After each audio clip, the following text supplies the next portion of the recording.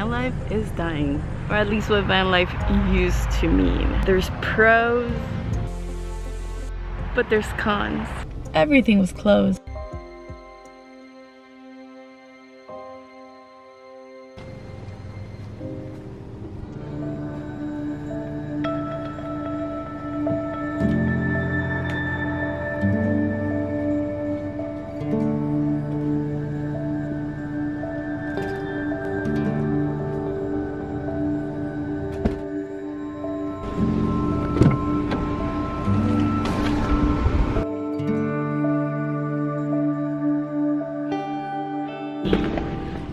This is what van life is to me. An SUV or SUV adjacent vehicle. Just enough so you can fit laying down. And some sort of mattress. Basically, it's a means and end. You know, we don't always have the means to get a hotel, or sometimes you want to go to a remote area and wake up to whatever nature element is around you. You know, like wake up on the beach or wake up in the forest or do a really early hike. I think that is my favorite reason. So if you're new to my channel, good morning sunshine. I am Karen and I have 2 daughters and we've been traveling full-time for the past 5 years. World schooling and exploring as much as we can. The first couple of years of our journey, we traveled throughout the United States and we did a combination of van life, house sitting, and camping. We kind of, depending on the situation, if we got a house sitting gig, we would choose that. In between, we would do camping and van life or SUV life, because we had an SUV and my kids were little, so we all fit very comfortably in there, and that's what we decided. And because sometimes it's summer and it's hot and there's mosquitoes, camping didn't quite work out. We tried camping in 105-degree weather in Texas. Not fun. So yeah, AC in a car, so much better. So the past year we've been traveling through Mexico and exploring all the beauty and culture it has to offer. But we're back in Miami, so the kids can be with their dad for a few months. I am also not a fan of pre-planning vacations. And sometimes, like from one day to another, even in the middle of the day, I'm like, you know what? Wouldn't it be great to wake up in Key Biscayne? Which is kind of what happened today. I miss van life so much. I can't even call what we did van life. We were more like in-betweeny, right? So I miss the being able to just pick up and go, or wake up in a very extraordinary area. And so I decided I'm just gonna go do it.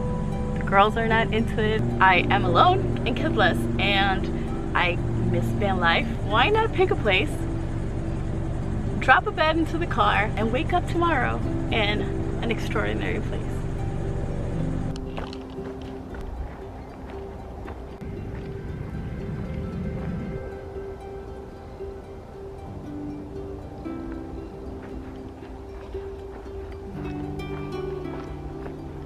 There's actually a bike trail, but they don't really have hiking spots, so we make do.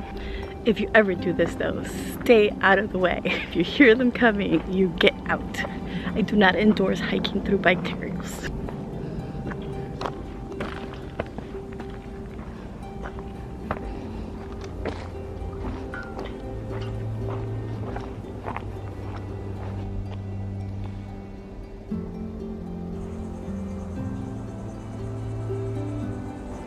They stick to you. This is gonna be the most challenging part of trying to do this in the summer. There's so many mosquitoes and it's like 1,000,000,000 degrees.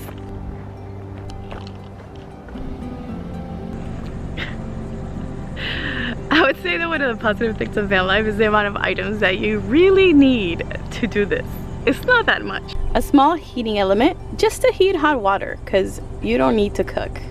I know car cooking YouTube videos are super cute, but I wouldn't try it. It's a mess, it gets your car stinky, and it's uncomfortable, and just not worth it. Just like eat stuff that is like either ready to go, or fruits and vegetables are great raw, you know?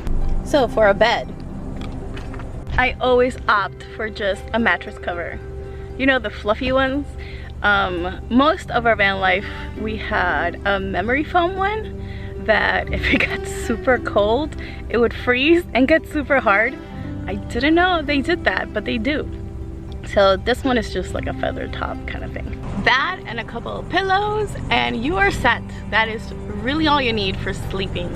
Okay, maybe a sheet and a blanket. I did stay overnight in the Adirondacks in the middle of a blizzard, and the sleeping bag was a must. So, you know, think carefully depending on the weather. A few extras that I like to bring are things that I'm gonna be doing, right? So I brought a beach chair this time, and you know, like if you know you're gonna be in dunes, like a sand dunes or in the snow, I might bring a sled.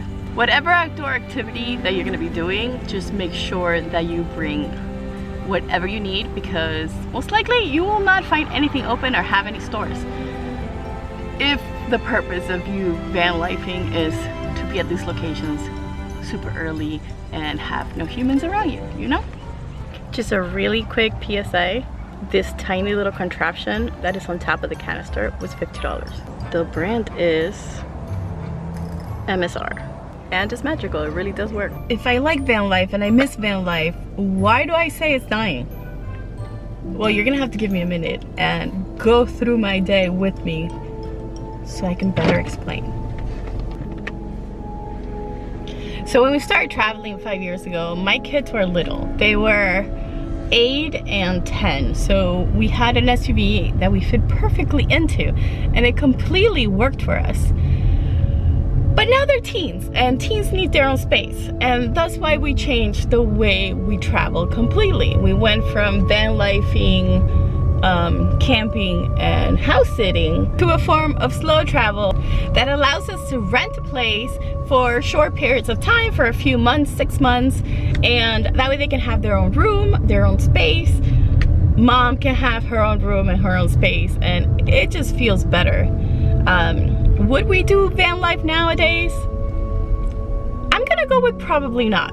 I might, yeah, no. Maybe if we had an RV? No. No. Listen, I cannot imagine van life with teenagers. I did it with kids. I don't think I could do it with teenagers. So I'm leaving this park right at sunset, so the chances are that my destinations are gonna be closed. So my game plan is to find somewhere to sleep in Miami, which is not easy. It is not easy to find places to park, even for a stealth vehicle, because I kind of forgot to get window coverings. So that means even though the back windows are tinted, people are gonna be able to tell if I'm sleeping in the car. So I really need a place that allows overnight stays. That would be like 24-hour Walmarts or Cracker Barrel or campsites, right? I do not know of any good campsites between here and my destination, so we're gonna try the other two.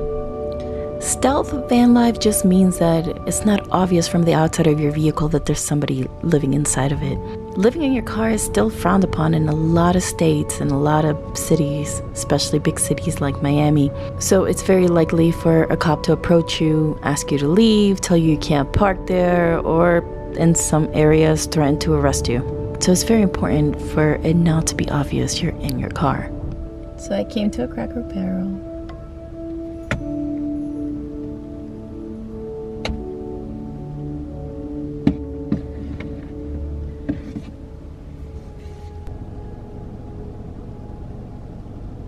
So one of the bad things of van life in South Florida is that there aren't that many places to stay. Most of the Walmarts don't allow you to park overnight.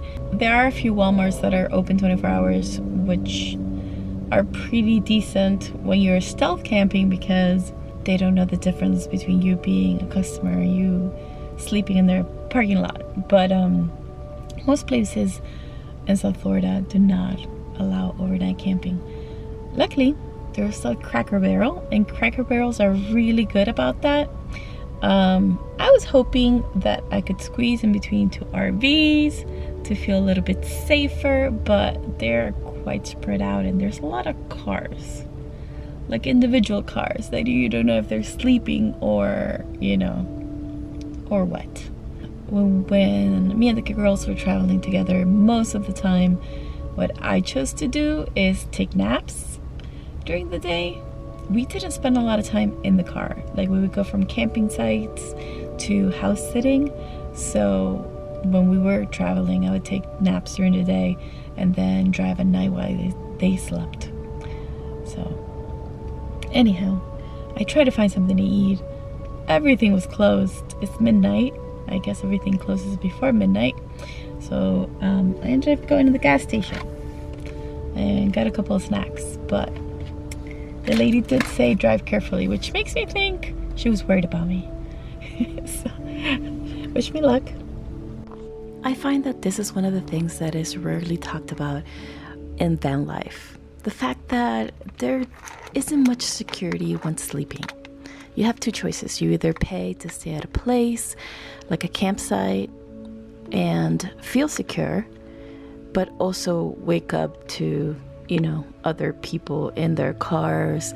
You don't get pretty views. You don't get that remote nature that you see on YouTube videos. Choice number 2 is doing it like this, in which case there's no security and there's always a risk. There's many reasons people sleep in their cars. Some is out of necessity, some is out of fun, but there's many others that can be dangerous for a single mom or a single woman traveling alone.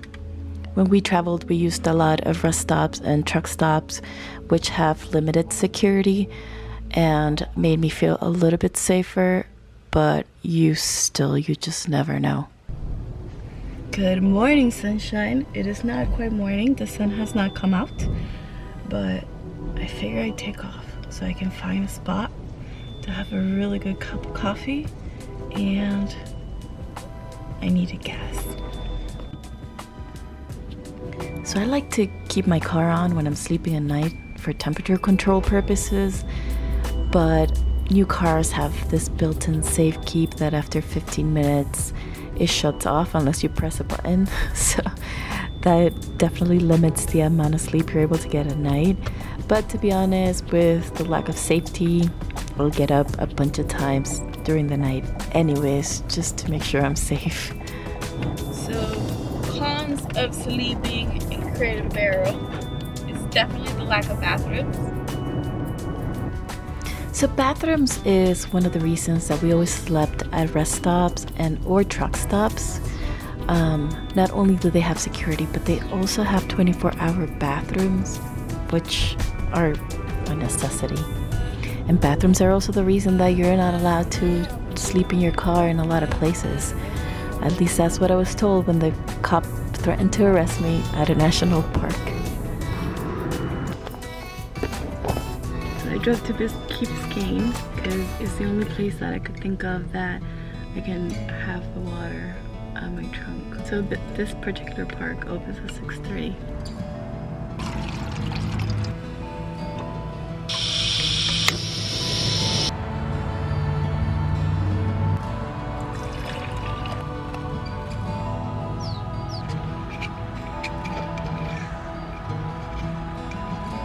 I guess there's pros and cons to everything. I think this beautiful view is the pro of van life, being able to wake up and experience a sunrise in a area that you wouldn't usually get to see at this time of day. Van life gives you freedom of location and allows you to experience some amazing things.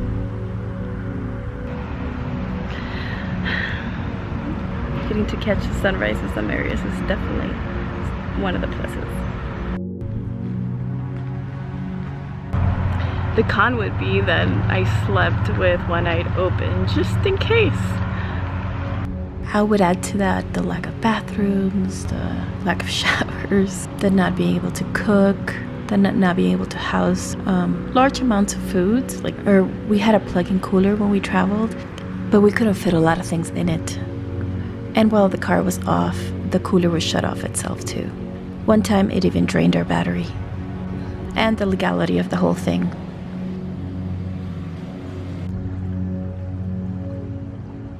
And thank you, Anne, for providing today's coffee or tea. It means so much to me.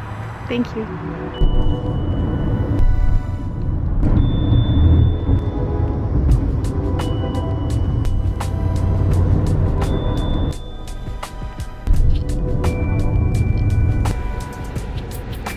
So I stayed at the beach for a long while, but I decided to explore Key Biscayne a little bit more, and I found a park that I wanted to visit that has a lighthouse, which I thought would be really cool. So we came to do that, but supposedly they had a restaurant and the restaurant's closed, so I'm getting a snack. Now I know I said that I don't cook in the car, and I don't. I tried at the very beginning of our van lifing, but it didn't work out for me. But I do bring things like peanut butter.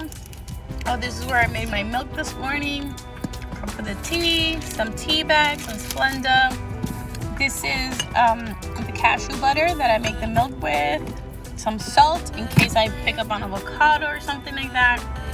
And of course some crackers and whatnot. Butters and bananas and avocados is pretty much what gets me through. The only con of getting fresh fruit and vegetables is that you can't leave them in the hot car because they get rotten like super fast. So canned stuff, anything that like can survive in 150 degrees, which is probably how hot the car gets. For example, a can of soda would probably explode. So you don't want to bring soda and just leave it in your car while you go hiking and things like that. But peanut butter works, and that is my go-to.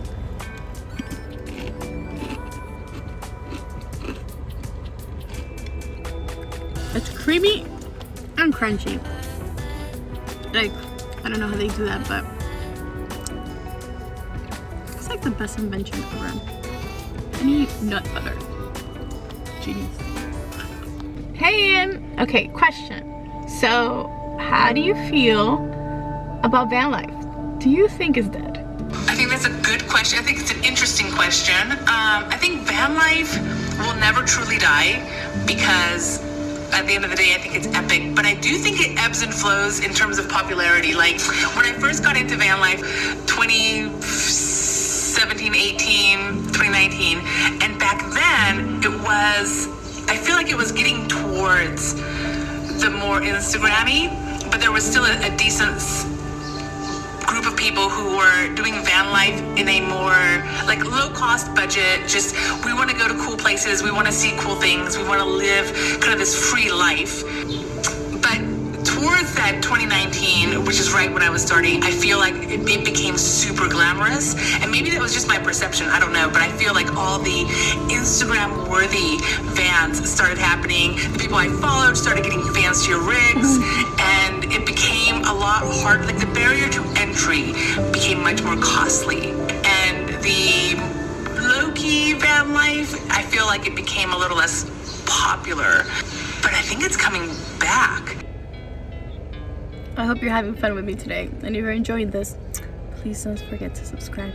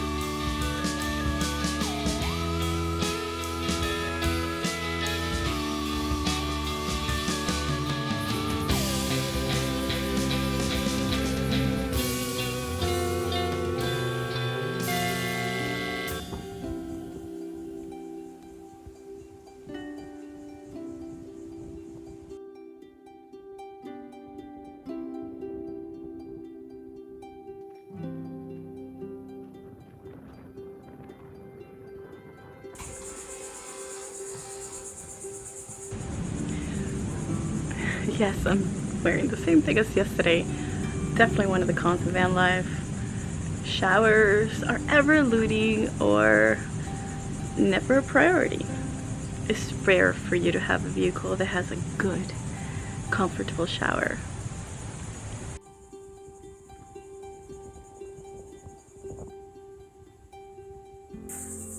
So, why do I think it's dying?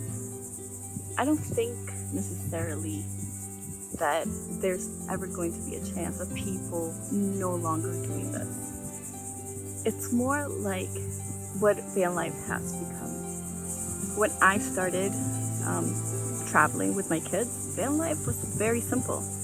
It was a means to an end. It was something that you did just to be able to get around and explore places. Now, van life has become more luxurious. People like buy a van and build it out, or buy really expensive rigs. Now, it's something that if you can't afford, you might no longer do.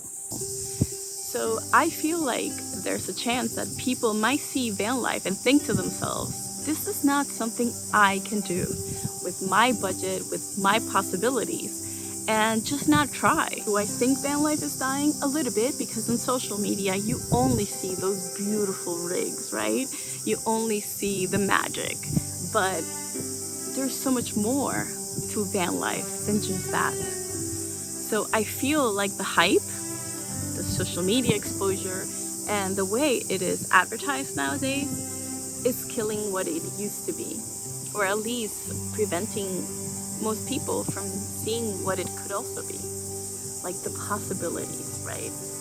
So once it was something that anybody could do at any budget, and now it's become something that only people that can afford the fancy would possibly do. This was an amazing day though, and I'm so happy that you came with me. Now it's time to shower.